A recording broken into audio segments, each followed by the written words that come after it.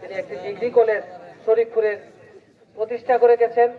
ওনার আত্মার মাগফিরাত আমি বড়াই ইউনিয়নের পক্ষ থেকে আমি ওনার আত্মার মাগফিরাত কামনা করি।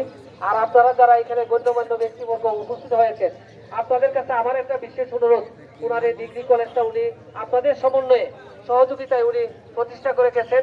এই কলেজটাকে আপনারা ধরে রাখবেন এবং ওনার স্মৃতিটুকু ধরে রাখবেন, এই আশাবাদ ব্যক্ত করি এবং ওনার জান্নাত কামনা করে এবং ওনার আত্মার মাগফিরাত কামনা করছি।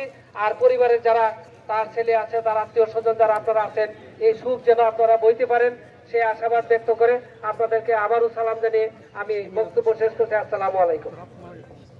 আসসালামু আলাইকুম। সম্মানিত মুসলিয়ান, আসলে সময় সংক্ষিপ্তর কারণে অনেকের দেওয়া দরকার ছিল ওনার স্মৃতিচারণ করার জন্য। সবাই কষ্ট নেন না।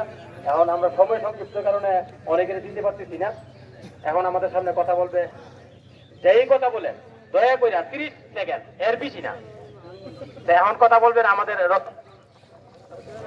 এখন সংক্ষিপ্ত কথা রাখবেন আমাদের শরীফপুরের কৃতি সন্তান ব্যাংকার এটিএম মাসুদ।